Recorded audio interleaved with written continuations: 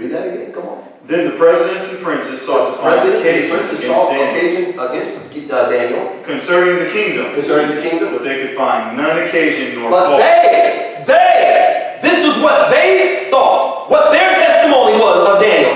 They could not find what? None occasion nor fault. None occasion or fault. For as much as he was faithful. Lord have mercy. Daniel was faithful even though he was in a situation where the Lord help us. I'm telling you, this is some deep stuff. Amen. Take your time. Praise the Lord. Even though he was in a situation that was less than acceptable by God, in a Babylonian empire, he still maintained an excellent and a perfect spirit. Yes. You think about that. Amen. Yes.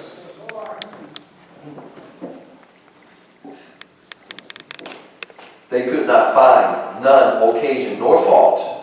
For as much as he was faithful, he was faithful. neither was there any error or There fault. was no error or fault found in him. Do we tonight have a mastery of our spirit? Proverbs says in one place, I'm not sure if I can find it real quickly, I don't want to misquote it.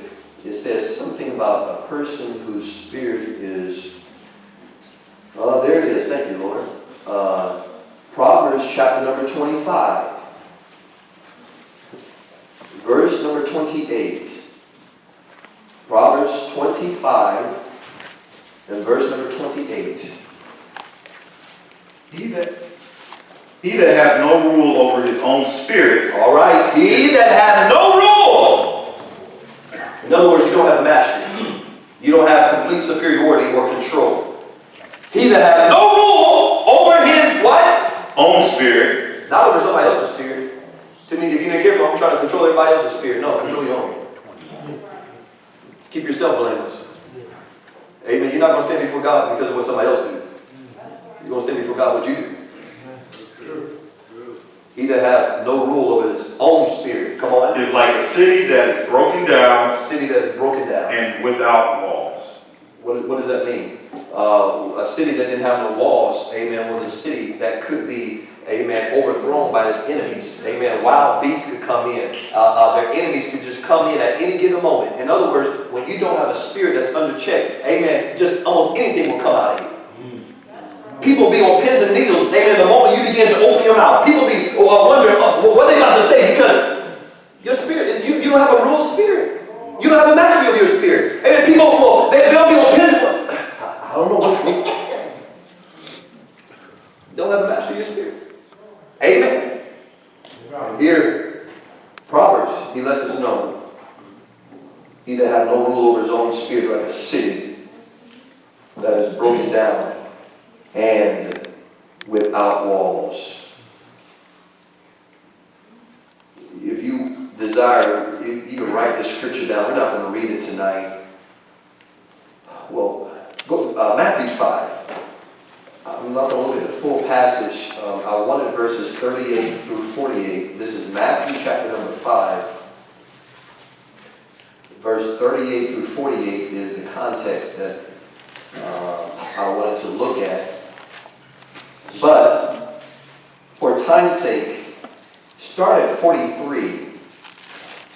Ye have heard that it hath been said, Thou shalt love thy neighbor and hate thine enemy. Yes. But I say unto you, love your enemies. Love your enemies. Bless them that curse you. He said, bless them. Bless them. Amen. Bless them, whether it be with your words, your actions, your deeds, whatever it is, with your kindness. He said, bless them. Well, you know, I just can't stand that person. They just get to. You don't have a perfect spirit. You don't have an excellent spirit. You don't have the mastery of your spirit. A person that has the mastery, listen, a person that has the mastery of the spirit, even though there is an individual of whom, amen, that is, if I can use the word a test, they have the mastery of their spirit that they can still bless in the midst of whatever that situation is bringing toward them. That's mastery. It has been said, love your what is it?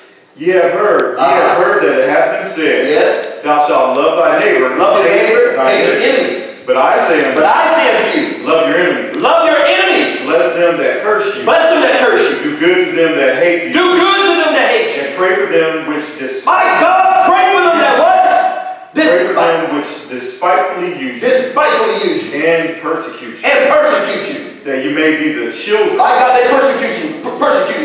My God, I'm still blessing them. I'm still loving them. As they say, I'm loving on them. Amen. Keep loving on them. Amen. Keep manifesting the love of God.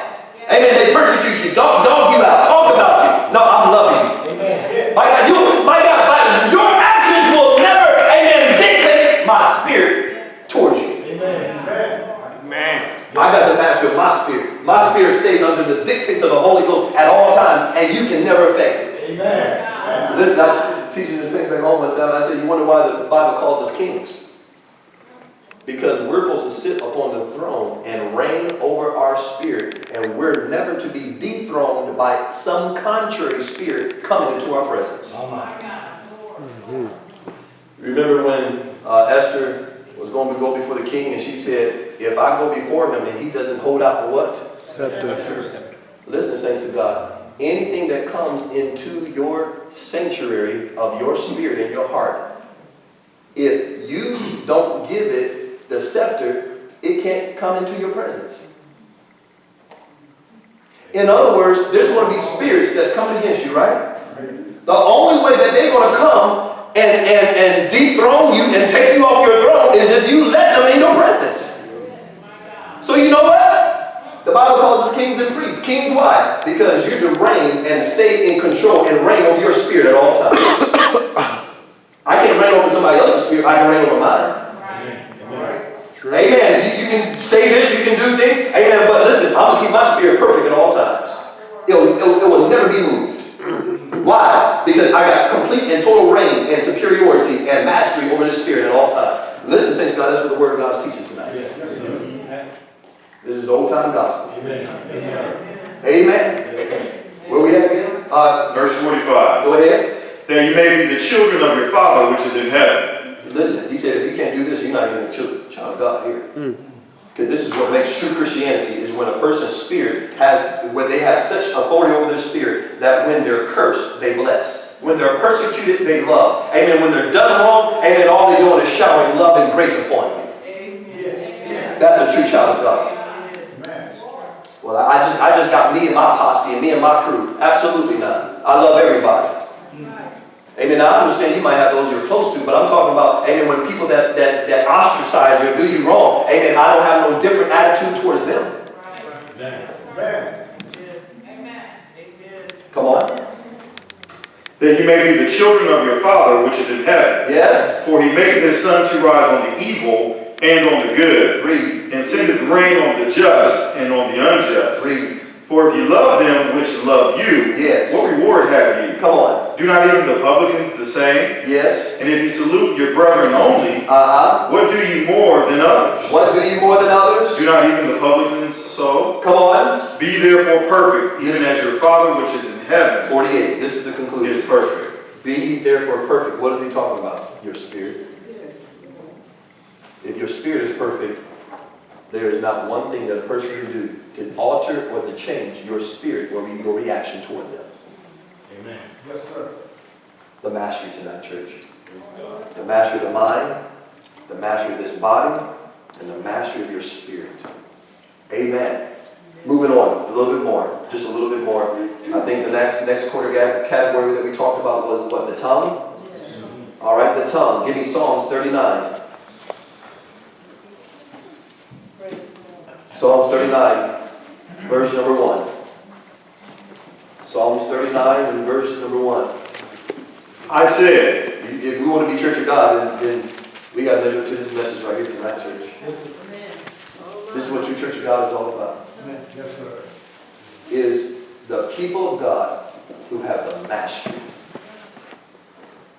My God, I think in days of old how the gospel just came just so clear and pungent. Amen. Every week, amen, just line upon line, the brother just preaching this unadulterated gospel. Amen. As I said, I was meditating, I said, Lord, what were they doing? They were trying to get the people of God to a place of possessing the mastery. And saints of God, that's why we need the gospel. Yes, sir. My God, if we find ourselves, amen, not getting the word and not getting the gospel, if you're not careful by time and by lack of, amen, continual sharpening and measuring the word, you'll find that your spirit will begin to lose, amen, that element of perfection and mastery that maybe you once had. If you're not careful, what you had, you can lose. You can lose it. By unwatchfulness, you can lose what we're about to read here in chapter 39 and verse number 1. Psalms 39 and verse 1. What does the Bible say? I said, I will take heed to my way. I will take heed to my ways. That I sin not with my tongue. Lord, I don't want to sin with my tongue. I will keep my mouth with a bridle. I'm going to keep my mouth with a bridle. While the wicked is before me. By God, I'm going to hold my tongue. Man. Individual call. They said, Brother Mark, sometimes I call you and you don't say a lot. I said what I'm thinking. I got to make sure that what I say is going to be the right thing before I just let anything come out of my mouth. I'm telling you, too many times we are speaking quicker than what we're thinking. The Bible says be slow to swift to hear and slow to speak. Slow to wrath. Why did he say all that? Because if you're going to have a mastery, you can't be so rash with your words. You can't be so quick in what you say. And here, read that verse one more time from the top. What did he say? I said, I will take heed to my ways. I'm going to take heed to my ways. That I sin not with my tongue. That I sin not with my tongue. I will keep my mouth with a bridle. I'm going to keep my mouth with a bridle. While the wicked is before me. He said, there's a certain way. I'm going to keep my mouth. I'm going to keep my tongue. Sometimes, amen, that's why in a home, that's husband and wives, be careful. Be careful. Don't just keep pushing a point. And if you're not careful, there's a part, well, I don't want to get ahead of myself when I deal with the home, but there's a certain thing he says, husbands, love your wives and be not what? Bitter against them. In other words, it doesn't matter if a person is keep going back and forth. Don't you know, he said, brother, if you're not careful, even sisters, you become bitter. You can start to have something in your heart against your own spouse. Amen. So the Bible lets us know, he says, I will bridle my tongue. You in the turn, but over in James 3, he said, a man that can control his tongue, he said he's a perfect man. Mm-hmm. Plain and simple. He said, if you can keep this tongue, if you can keep that little red rag from wagging away, he said, you're a perfect man. If you can keep that thing, he said, you are perfect. If that thing is out of control, he said, you're not perfect. You ain't got the mastery. You ain't got the mastery. What are we talking about? The mastery? Number 1 of the mind. Number 2 of the body. Number 3 of the spirit. And now we're on number 4. This tongue. Lord, I want my tongue. Lord, I don't just want to be so quick in my words. I don't want to be rash with my words. Amen. I want to be so quick to say. Amen. Then all of a sudden I'm thinking after I said it, and now I got to go back and correct. No, Lord, I want to make sure that I have a mastery even of this tongue. Yes, yes, yes. Amen. Amen. My Lord. The mastery. This is so critical tonight, church. And if you're not careful, what happens is we could be championing our strong points, but then we neglect to work on our weak points. Tonight, God is helping us to understand. If we're going to be truly Church of God, 1 Corinthians 9 said we must have a mastery in all things. All things. Let's move on just a little bit. The next thing I want to deal with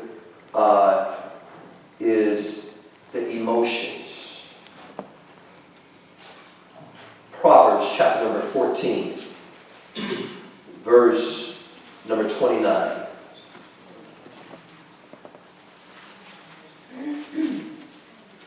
Proverbs chapter 14 and verse number 29. What does the Bible say? He that is slow to wrath is of great understanding. He that is what? Slow to wrath is of great understanding. Thanks to God, we don't want to be so quick to be emotionally riled up or stirred up. There should be a certain way that by measured thought, by measured body language, by measured thought process, that I can deal with the situation without that thing causing a rage, without causing a quick response. I don't care if your child broke your most favorite vase. Some people, listen, if you're not careful, some people, they're so quick in their temper that the moment they see something, they don't analyze it, they don't ask questions. All they do is just, boy, boom. You're too quick in your wrath. You're too quick to respond to something when you should have said, well, okay, what happened here? Okay, I told you not to be throwing the ball in the house. Now you're going to get in trouble. I ain't got to raise my voice. I ain't got to scream. I ain't got to holler. Well, I told you, come here, boom, and all. Oh yeah, they're going to get in trouble, right? You shouldn't be throwing the ball in the house. But there's a certain way that I respond to it. There's a certain way, amen, all of a sudden, amen, I done knocked my child across the head. And, hold on, what's going on here? That's, you're not provoked there. I understand that was your favorite vase. I understand, amen, you went to the Tony shop and you down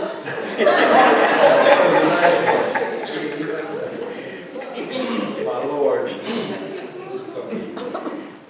Amen. Read that verse of scripture again. He that is slow to wrath is of great understanding. He that is slow to wrath. Slow to wrath. You know why you're slow? Because you get another perspective. You get the other side of the story. I'm not so quick to come to judgment and then to be so quick to act on something. No. I sit back and I get a second part. I analyze both sides of the story. You follow what I'm saying? I'm not so quick to just respond to something. No. I'm not slow. I'm slow to wrath. He that is slow to wrath is a what? Great understanding. Great understanding. Read on. But he that is hasty of spirit exalteth folly. Emotions. And saying God doesn't matter what emotions. We should always maintain our emotions. I don't care if it's emotions of laughter, emotions of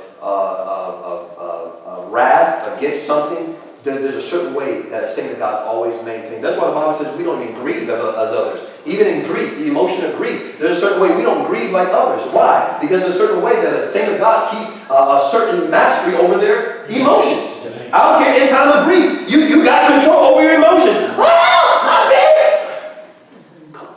No, hold up. That's not, a saint of God shouldn't be acting that crazy. Just losing it. In grief, in laughter. And Lord help us. There's a certain way. I'm talking about the mastery. Amen. Brother Marc, that's just too much. I'm sorry, that's what the Bible says. Amen. Amen. True. The mastery. Let's move on. And we're going to hopefully come to a conclusion. Colossians. I want to deal with the next one, the home. As I said, all these can be dealt with in series of sermons, but we're only highlighting them, and you can probably take one of each for each day of the week and allow it to be your devotional hour as you study the mastery of these different elements. Colossians chapter number 3. I want to deal with the home just for a second. Colossians chapter number 3, verse number 18, please. Yes, thank you. Colossians 3 and verse number 18. Wives, submit yourselves unto your own husbands, as it is fit in the Lord. All right. The Church of God home. is still a home where wives are submissive to their own husbands. Amen? There's a certain way that a wife doesn't contend with her husband. There's a certain way that she doesn't push and by force cause her point to be done when he feels contrary. Now, I definitely believe and I'm convinced that God gave the wife to be a help to the husband. She is to be a help. And it's sad when you see a man who does not allow his wife to be a help. Amen? Amen. But at the end of the day, if he doesn't see the perspective, he doesn't see the angle in which you're coming from, and he feels to handle something in a certain way, that's when you have to let it go. And the single sister may say, well, I'm not sure if I can do that. Well, remain. Paul said, as I am. So there's a certain way that wives, you respect your husband. Don't disrespect him. I don't care if you got degrees more than him. You still respect him. Isn't that right? Amen. I don't care. Amen. Maybe you're the sophisticated one. And, amen. Went to school and he's working, amen, in manufacturing and all this and that. Amen. And you got a degree. Well, you know, I know what I'm talking about. See, you don't listen. And here's the thing. It's a beautiful thing when you see a wife still encourage and help her husband after he makes a mistake because he didn't listen to you.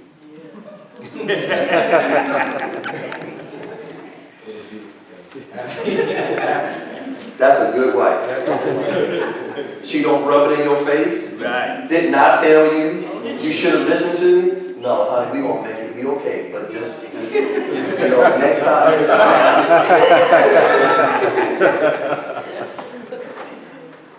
That's a good wife. You step back. He was so headstrong that he was going to do what he was going to do. And sometimes people are like that. You know, there's nothing wrong with that in the sense of we just think of something and she might have a certain perspective and we just feel to do something. But then afterwards we see that we were wrong and she was right. First of all, be humble enough. Second of all, acknowledge that he was right. And the wives, amen, be graceful that you can support him, amen, while he's licking his wounds. Amen. True. Wives, submit yourselves to your own husband as fitting to the Lord. The next verse number 19. Come on. Husbands, Yes. love your wives. Listen. The Bible doesn't tell a man to submit to his wife, but he tells a man to love his wife. And by loving, many times you will be the one that sometimes is always caving in. Why? Because you love her. Amen. I ain't talking about caving into wrong, but the point is that, man, you love her so much that sometimes you can't help but to give her that little extra. That thing that she, well, honey, I know we did it last month, but I want to do it. Oh, honey, go ahead. Amen. It's not that, well, you know what, man, brother, you submit to, I know, I'm loving my wife. Amen. Amen. I want to do whatever it takes to put a smile on her face. Yes, sir. Amen. Brethren, sisters, married couples, husbands and wives, this